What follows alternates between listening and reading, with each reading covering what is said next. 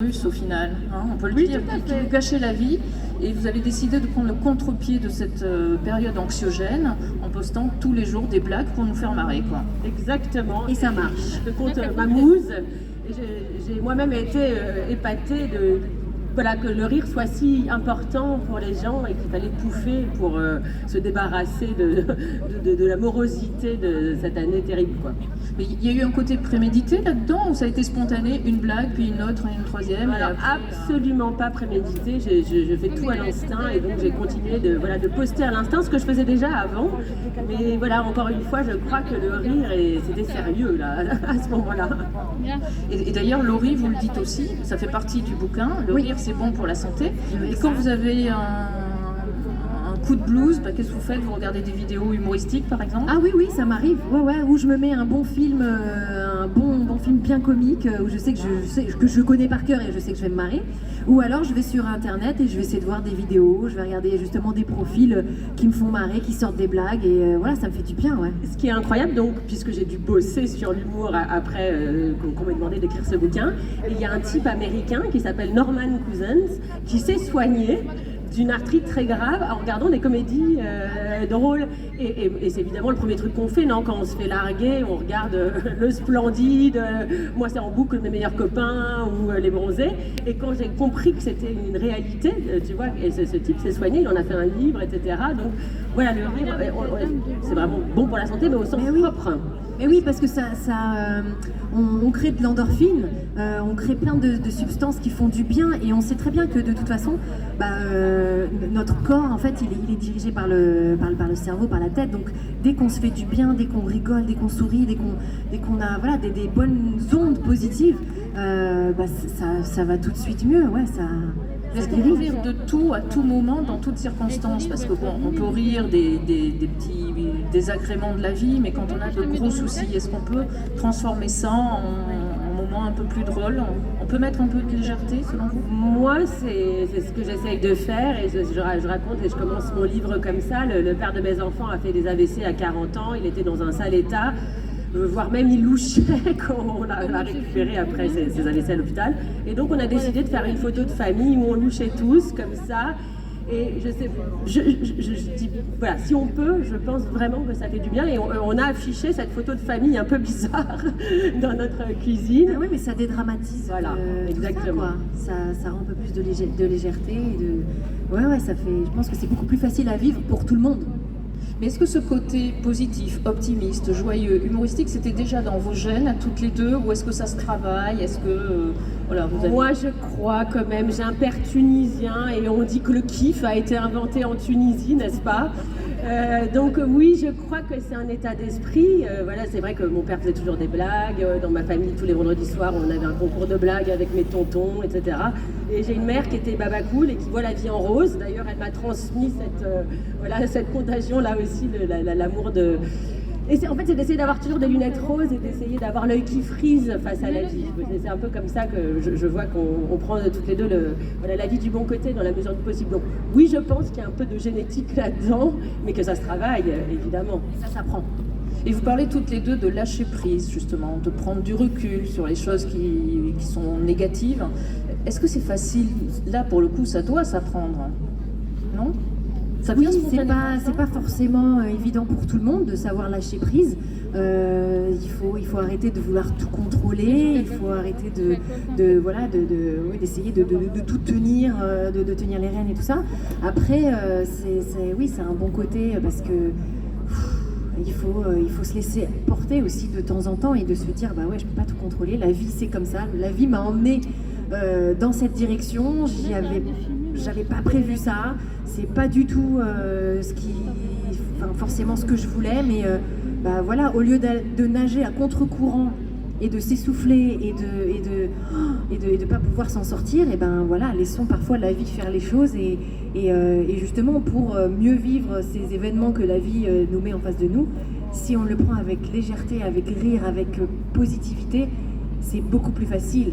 est beaucoup moins long. Alors vous dites même qu'il faut pardonner. Des gens vous font des sales coups.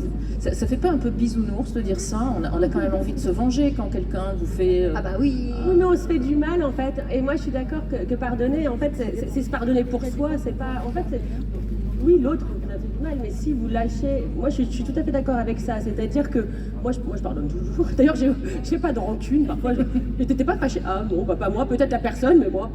Non, et aussi ça s'apprend, pour revenir à la question d'avant, moi j'ai fait beaucoup de yoga parce que moi aussi je voulais contrôler, moi aussi, hein, on a tous envie de contrôler Et c'est vrai que le yoga m'a beaucoup aidé à lâcher prise. C'est le premier truc que tu apprends à respirer, à mettre loin l'événement et donc même la personne un peu toxique, parce que si quelqu'un vous a fait du mal et qu'il faut lui pardonner, c'est parce que c'est elle qui est pas bien. Voilà, donc moi aussi, le rire comme résistance, quoi, et mettre à distance.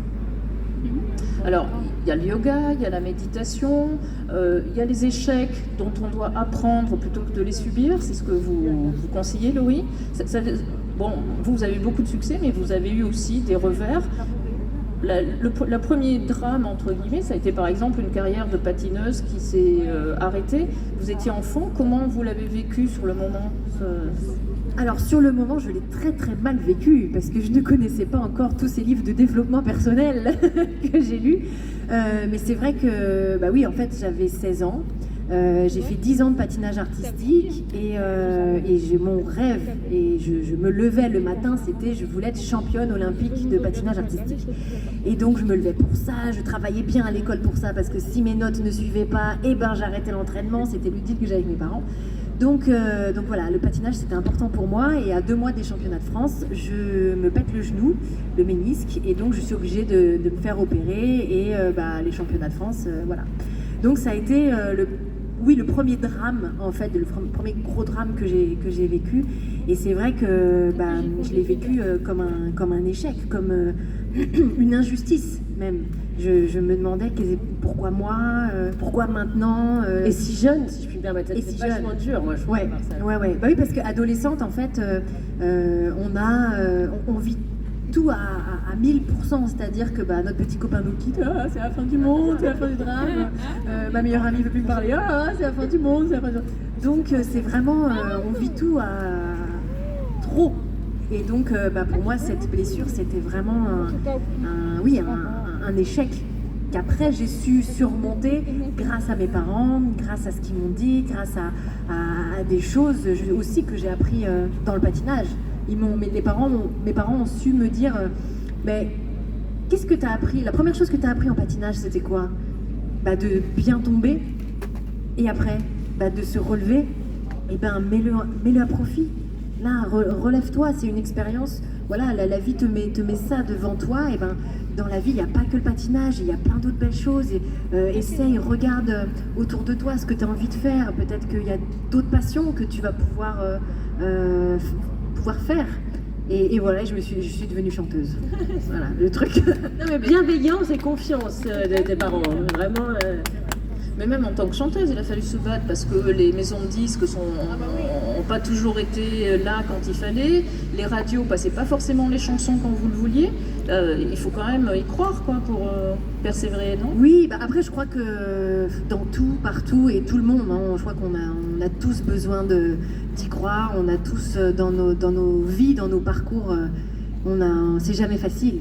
Sinon ça serait pas drôle. On s'ennuierait dans nos vies. Alors Julie, vous en avez eu des échecs, vous avez su rebondir comme Laurie, ou croire qu'il fallait aller de l'avant?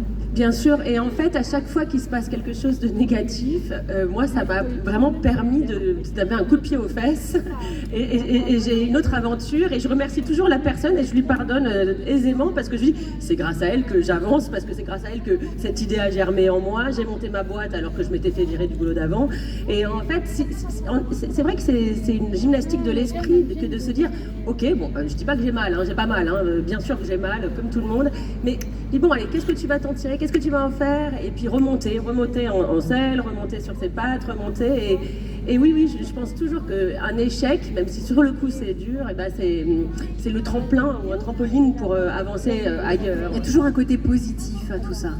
Oui, d'ailleurs Laurie, vous dites qu'il faut aussi sortir de sa zone de confort et se trouver des nouveaux challenges. Ouais. Moi, je suis comme ça, moi. Alors le prochain, ça serait quoi? Parce que, Oh là là, bah, j'en ai plein, mais je ne peux pas tout vous dire. Je vous le dirai après, pour la prochaine fois. Alors Julie, ce confinement, finalement, ça a été vraiment une bonne chose, quoi.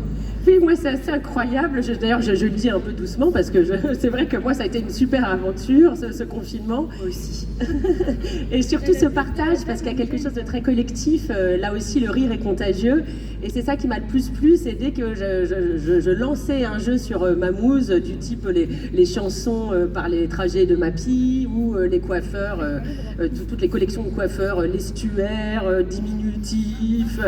Et j'en reçois Spider-Man, enfin bon, tous les jeux de mots, plus c'est bête, plus ça me plaît. Et vous aussi, visiblement, ou en tout cas les followers. Et ça, voilà, d'avoir un échange permanent sur le rire, c'est quand même le rêve, quoi. Et vos enfants vous en ont inspiré des blagues, hein? Les enfants à la maison, avec les écoles fermées? Évidemment, mais alors moi, ils sont grands, et c'est plutôt des assistants de choc, parce qu'ils me permettent parce que je maîtrise pas hyper bien Insta, bizarrement, et donc c'est eux qui me font des stories, voilà, tous les habillages. Niveau technique. Oui, voilà, c'est ça. Alors c'est un livre où on se marre parce que justement la plupart des blagues on les retrouve, mais il y a aussi des gens sérieux qui s'expriment. Oui, alors ça c'est mon plus gros challenge, une réussite. J'ai appelé Delphine Orviller, donc cette célèbre rabbin géniale qui vient d'écrire un livre sur la mort, et malgré tout elle arrive à en faire quelque chose de merveilleux. Et donc je lui dis, bon, on parle toujours d'humour juif, est-ce que tu peux me dire pourquoi on dit ça? Et évidemment elle raconte tous les facéties de la Bible, comme justement Abraham qui est censé être un homme, le patriarche, et il est stérile, et voilà, et Moïse qui est censé être le dircom et qui est bègue, et voilà, et Delphine adorait me piquer Orviller adorait me piquer des mèmes ou ses publications détournées. Donc quand je lui ai demandé de participer, elle a dit oui tout de suite, comme Bernard Werber qu'on adore, et comme les chats sont les rois d'Instagram et de nos vies, et chez lui aussi. Du coup, j'ai dit, Bernard l'a lui aussi adoré re-Instagrammer, ouais. Et donc il m'a dit, mais évidemment, je participe. Et c'est vrai que j'ai eu cette chance que c'est important pour moi d'avoir des éclairages d'autres personnalités sur l'humour et sur les blagues. Et c'est vrai que j'ai un panel magnifique. Laurie, vous parlez aussi, enfin dans vos conseils, donc la méditation, lâcher prise, prendre du recul, apprendre de ses échecs, avoir du temps pour soi et bien dormir. Oui. Et alors une jeune maman, elle arrive à faire ses nuits là, franchement? Oui, alors j'ai beaucoup de chance, vraiment. Alors je dis pas ça parce que c'est ma fille, hein, mais elle est merveilleuse, c'est la meilleure. Non, ma fille fait ses nuits depuis qu'elle a 2 mois et demi. Ouais. Donc franchement, j'ai beaucoup de chance parce que quand je parle avec d'autres mamans, elles me disent quoi? Mais le mien il a 3 ans, il fait toujours pas des nuits. Donc ouais, non, elle est comme sa mère, grosse dormeuse, grosse dormeuse, et en plus elle fait le tour du cadran. Donc ça c'est... Les chiens font pas les chats. Exactement. Mais en même temps, les enfants, c'est une source de joie et c'est une source d'angoisse. Un peu de fièvre et tout de suite on panique. Alors vous arrivez à prendre du recul aussi par rapport à tout ça? Ah ouais, non, mais alors là, je me suis rendu compte que ma vie allait changer en fait. Parce que c'est vrai. Numéro 2. Numéro 2. Je peux faire un autre livre là en fait, depuis que je suis devenue maman. Non mais c'est vrai parce que bon, depuis je lisais des livres, je travaillais sur moi, il y avait plein de choses. Mais là, depuis que ma fille est arrivée, c'est vrai qu'il y a une angoisse pour tout. Puis là, elle commence à se mettre debout, elle fait du 4 pattes, elle se cogne. C'est une warrior, c'est une casse-cou, c'est une cascadeuse. Donc elle se cogne partout, enfin j'ai beau être là, elle va plus vite que moi, donc je m'angoisse, je m'inquiète, je me dis mais qu'est-ce qu'elle va me faire?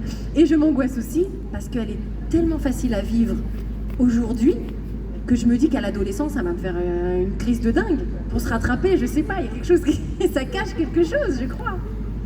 Julie, vous voulez témoigner sur l'adolescence? Bah non, alors moi justement, je sais pas, je les ai bien élevés, alors ils dormaient pas du tout, mais en revanche, ils n'ont pas de crise d'ado, et moi je crois beaucoup que l'humour, et utiliser l'humour comme méthode de pédagogie, c'est très bon, et moi mes fils, plus c'est l'humour noir, etc., plus ils aiment, et donc c'est pas mal pour éduquer, je te conseille. Bah déjà, elle rigole tout le temps, donc c'est déjà pas mal. Bon, c'est de bonne nature, très positive. Quels sont vos projets à toutes les deux? Avant qu'on passe la parole peut-être au public, il y a des questions. Moi, c'est un peu comme Laurie, je ne sais pas si je peux tout raconter, mais je suis productrice, j'ai un beau documentaire qui doit sortir ces prochains jours sur Paris Première, sur les pièces iconiques des maisons de haute couture. J'ai des podcasts assez géniaux qui doivent sortir aussi à la rentrée, et j'ai un très beau projet sur scène aussi de podcasteur, voilà. Et vous, Laurie? Et moi, moi j'ai des projets qui devraient sortir pour la fin de l'année, puisque cette année c'est mes 20 ans de carrière. Enfin, mes 20 ans de carrière. Soyons clairs, ça fait un peu plus. Mais, On arrondit. mais en fait, ça fait 20 ans parce que mon premier single et mon premier album sont sortis il y a 20 ans. Donc voilà, c'est un petit peu mes 20 ans. Donc voilà, des petites surprises vont arriver bientôt. Et un best-of du coup? Je vous en parlerai quand ça En temps utile. Voilà. Donc si vous avez des questions, c'est à vous, messieurs, dames. Toujours la première question. Tu peux chanter une petite chanson, genre un petit morceau, s'il te plaît? Tu viens du sud, toi, hein? La positive attitude. T'as cru que c'était un concert ou quoi? C'est un festival de livres? Petite chanson. La vie est belle. Hein? La vie est belle. Non, la vie, regarde, il pleut et tout, on parle de rire, la vie, elle est pas belle du tout. Franchement, peut-être tout à l'heure, si t'es sage. D'accord. Peut-être tout à l'heure, là-bas, je te chanterai une petite chanson rien que pour toi. D'accord. Voilà. Question. Est-ce que tu as une date pour revenir dans Demain nous appartient? Ah, dans Demain nous appartient, c'est Ah, une moi, date. j'ai prévu, Bah, maman. je sais, on sait pas si Lucie, elle va revenir. Ah, mince. Lucie, elle a sauté avec Marc Véry, donc on sait pas. Hein. On n'a pas retrouvé son corps, on a retrouvé son manteau, mais on sait pas, peut-être, peut-être pas. Peut-être, peut-être pas. On verra. Et quand tu vas refaire des concerts? Ben, peut-être l'année prochaine, si vous êtes sage. Ouais. Et si vous êtes pas sage, on en fera pas. Je vous dis tout de suite. Ah, bah, je vais venir vous voir, hein. Ah bah t'as intérêt, parce que Ah c'est toi oui. qui m'as posé. Je me souviendrai que c'est toi qui m'as posé la question. D'accord. Et que si tu viens pas, on Ah, je annule vais tout. venir, je vais venir. Voilà. Ah, une pièce de théâtre? Non, pour l'instant, c'est pas prévu. J'aimerais bien, ouais. Ouais. C'était la pièce que j'avais faite, c'était Pygmalion. C'était, je jouais à Elisa Doolittle et c'était une pièce magnifique. C'était ça aussi pour un premier challenge, c'était parce que la pièce durait 2h15 et je sais pas si vous vous souvenez, mais Elisa Doolittle, c'est un personnage qui évolue tout au long de l'histoire, et donc il y avait quand même genre 3 personnages en un, au début, au milieu, à la fin, et c'était un travail de dingue que j'avais fait avant, mais tellement enrichissant, tellement... Puis d'entendre les gens rire dans la salle, c'était bien. Ouais. Oui, on en revient toujours au rire, c'est ça, c'est le truc fondamental. Ouais.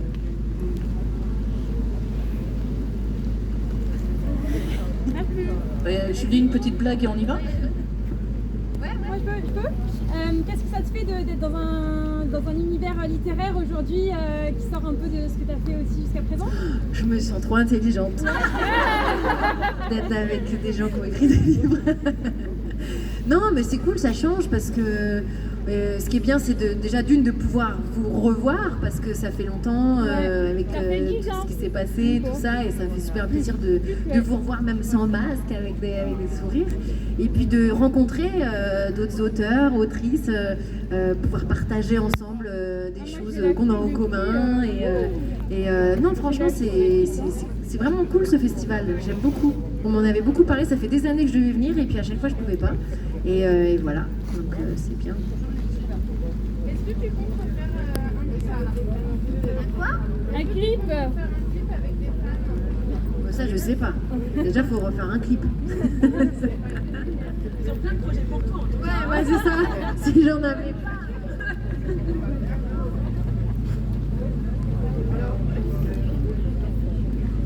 Est-ce que tu vas continuer Des livres? Ça vous plaît? Ah Vous ouais. voulez que je continue? Ouais. Vous voulez que j'écrive un livre sur quoi? Sur la maternité. La maternité? Oui. Ah, j'en ai des choses à dire. Hein.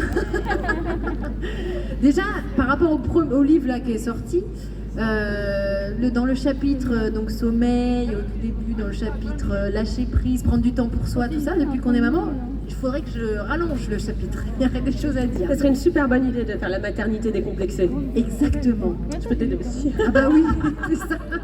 Exactement. Ah ouais, non, parce que là, il y a franchement, il y a de quoi dire. Hein.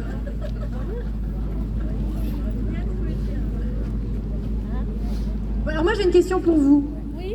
La dernière fois que vous avez ri, c'était quand? Le dernier concert. Ah, c'est bien. Est-ce que vous aimez rire? Oui. Qu'est-ce qui vous fait rire? Eli Kaku? On l'adore. Lui aussi, il est tunisien. Eli Kaku, ouais. Qu'est-ce qui vous fait rire? Des films vous font rire? La Grande Vadrouille. L'exposition de Louis de Funès, là, qui est géniale à la cinémathèque. Ah tiens oui, c'est vrai, aussi. Est-ce qu'il y a des chansons qui vous font rire? La bonne du curé. La bonne du curé? Moi aussi, je vais faire un tome 2. Ouais, elle est pas mal celle-là, ouais. Ah ouais. Des profils d'Instagram qui vous font rire? Le tien. Qui ça? Inès Reg. Nesreg. Ah oui, Nesreg. Inès Reg. Qui ça? Michael Youn. Bah oui, Michael Youn, il fait plein de conneries. lui. Ah, toutes ces chansons, elles étaient tellement drôles. Moi, tu fais ta cagoule là. Fous ta cagoule et t'auras des boules. Ta cagoule. Ouais, ta cagoule. Coucou. Ah ouais, non. Et ça vous fait du bien de rire? Oui. Alors moi, je vous conseille d'acheter le livre de Julie. Parce que franchement, moi je l'ai lu, bah, vous l'avez vu dans mes stories, Nina elle adore, elle m'a piqué mon... Ah oui, je l'ai vu. Et Nina elle adore ce livre, et moi aussi, et franchement je me marre vraiment beaucoup, je me suis vraiment bien marrée. Donc un grand conseil, achetez son bouquin parce que vous allez vous marrer. Voilà. C'est bon? On a fini. Merci à vous.